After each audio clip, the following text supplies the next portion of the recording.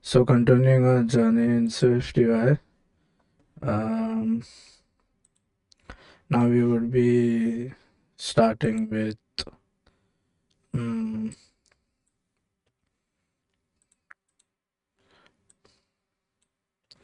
color picker. Now, as the name suggests, uh, color picker is okay. So color picker control allows you to give the users to ability.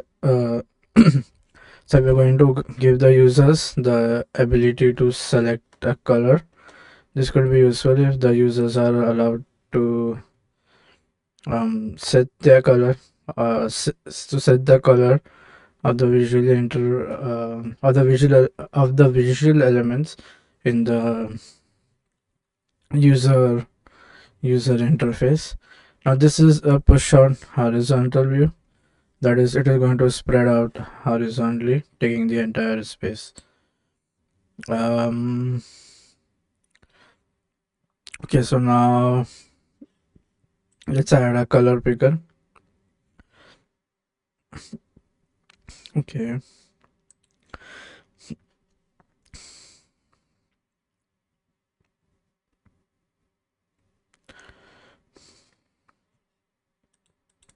So let's add a let's start implementing this. Okay, so let's have a V stack, and then let's have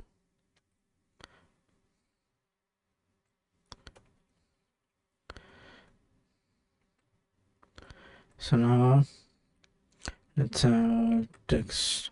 It says color picker, and so we are going to give the user the ability to select the color he wants to. And then I have another text. This is introduction. That is how I don't know if it's an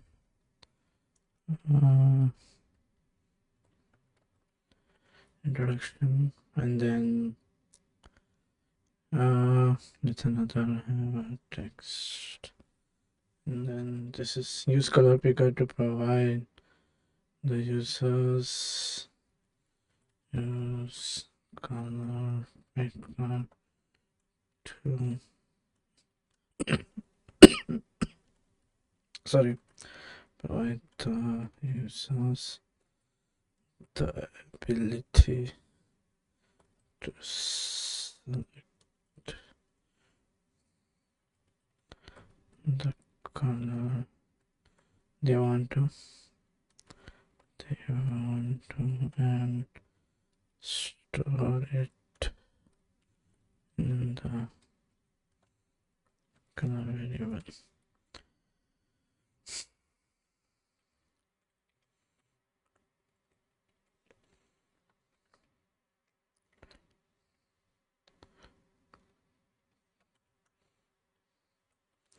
Let's get a spacing, set it 20, and then we have a so going to push this on top. Now I don't know if it's in this. So see, I have a color picker, title key, selection. So let's have this pick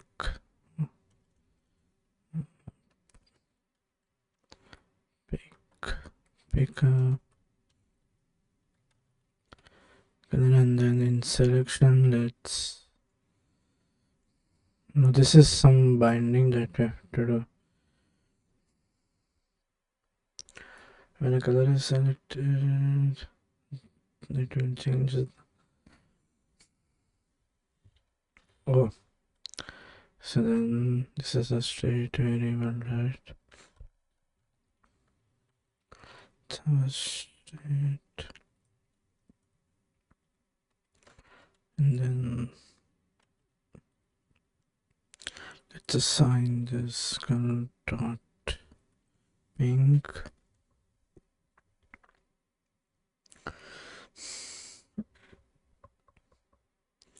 Now, what about in iOS? This is all in iOS 14, he's saying.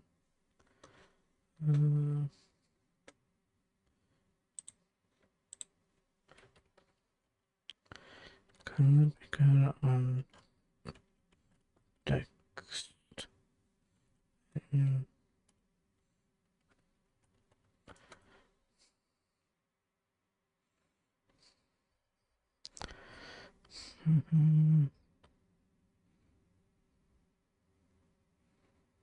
Oh, so yeah, that's easy. So just say foreground. Let it be color and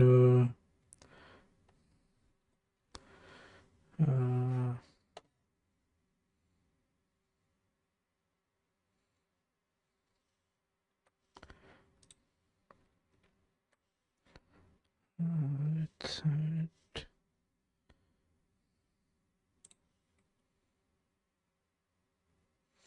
so have a color picker that is set, and then I initialized it though, so I have a text, and then so here directly I'm going to use that color, and then this is the binding, right? Use selection.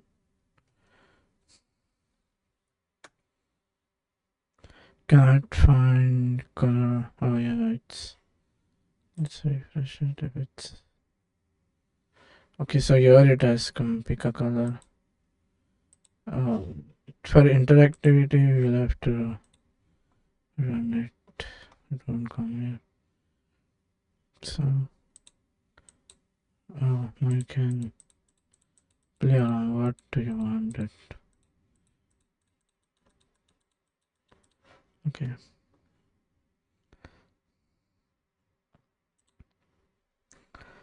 There is something called as opacity as well.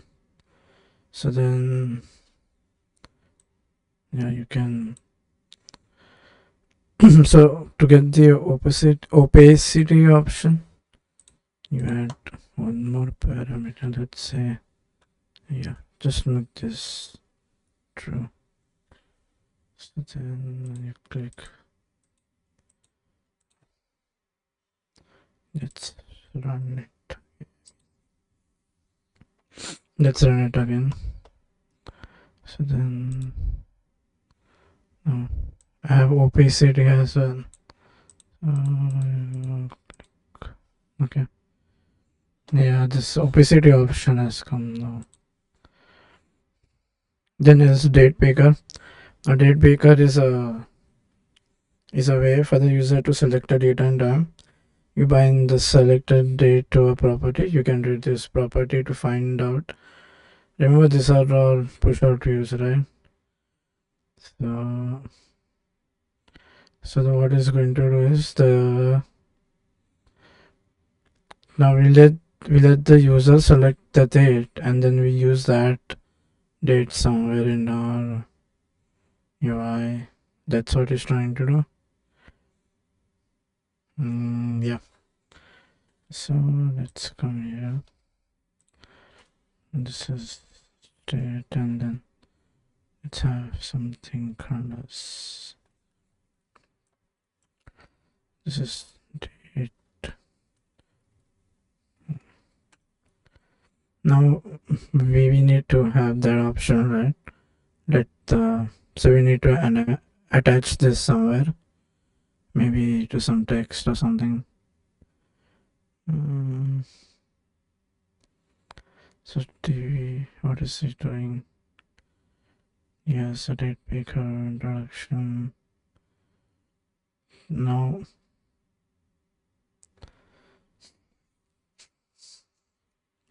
so today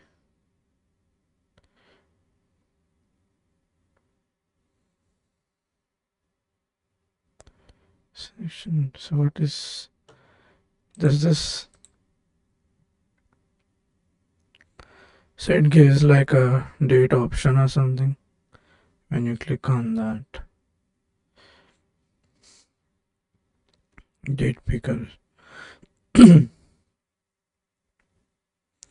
Also, this is not attached to something.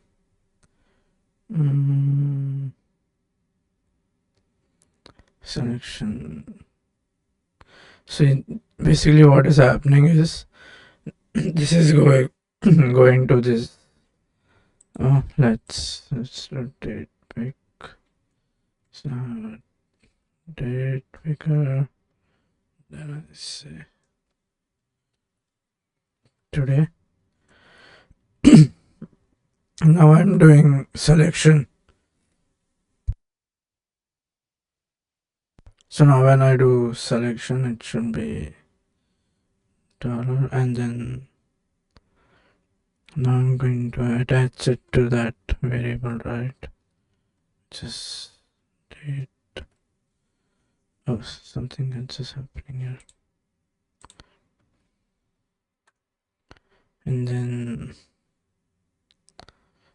do we get an option? Let's get rid of this timing. Oh yeah, so then this is today, and then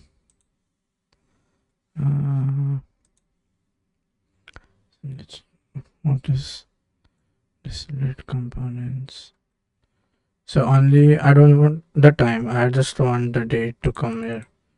So then this is how, and there should be a button or something which user clicks. But now let's try running this.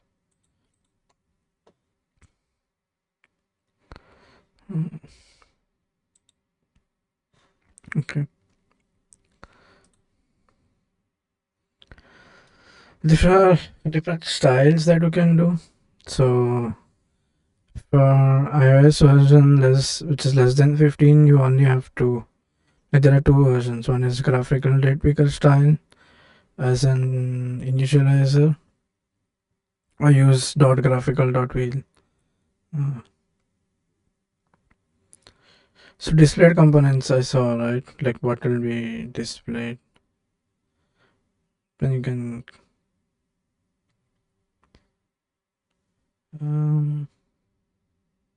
so I have date picker, birthday. You can give it color, customize it, or wait.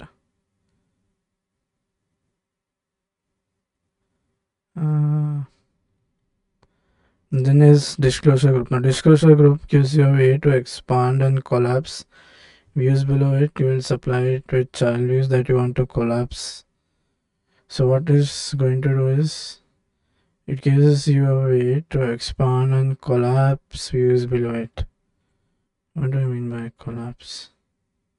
Also, you will get like a arrow thing. So whatever child views are there, those can be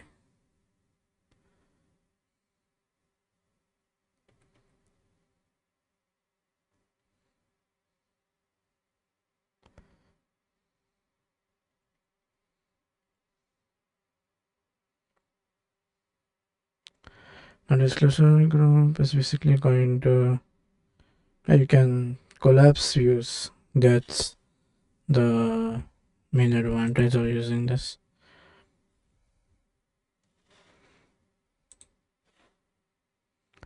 Let's see something. Let's see an example. So if you go here, it gives you a way to expand and collapse views below it to supply it with child views.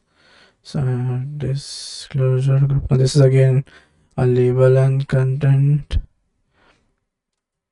So that content can be moved out if I am not right. Oh yeah, so this is basically, you can say like move this content group out. So once you get it out, it'll be the closure is out, and then now you can have a text, and then you can see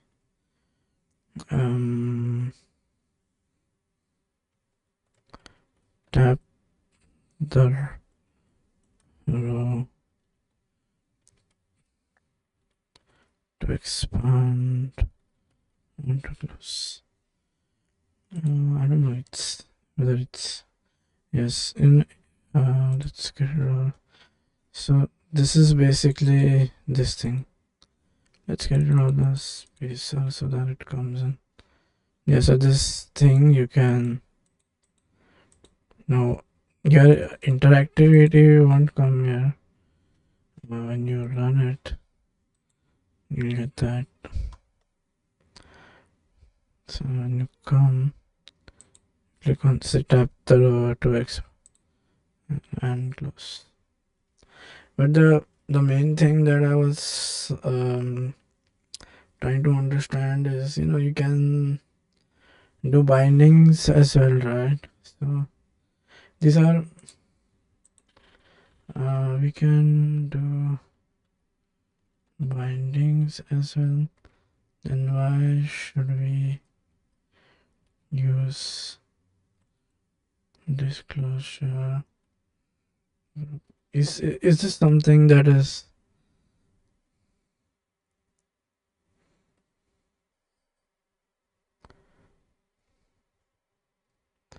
like we can now what I'm trying to understand is what is the advantage of using inbuilt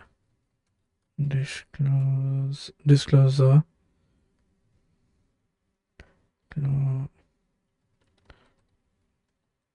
versus using custom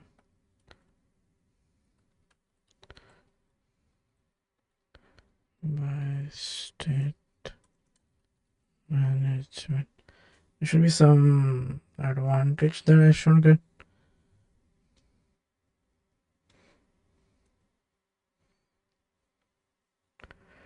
Inbuilt is ease of flow.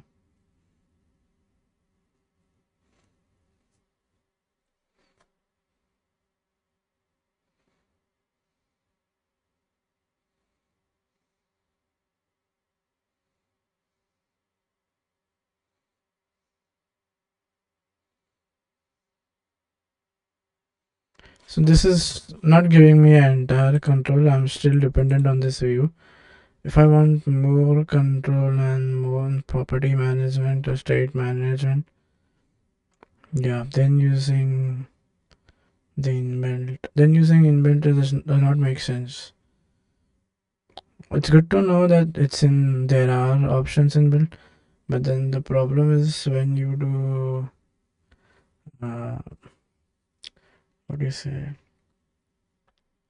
when you're trying to do something like this is so this, I don't have much control over all this spacing, but yeah, if I want more consistency, this has to have a specific, what do you say, color or something. Then I guess that if it's more custom made, then try to have your own rather than using the inbuilt ones. Okay, that's all for today, and tomorrow we will be starting with forms. Now this is very interesting, and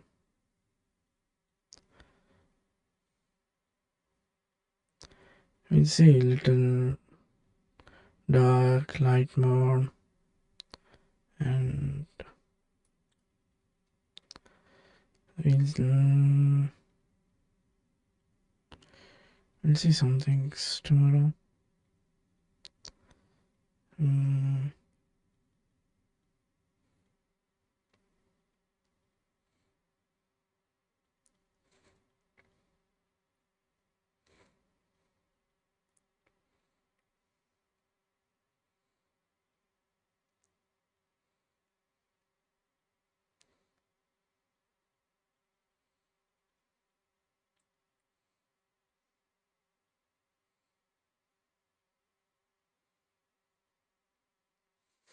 That's all for this lecture.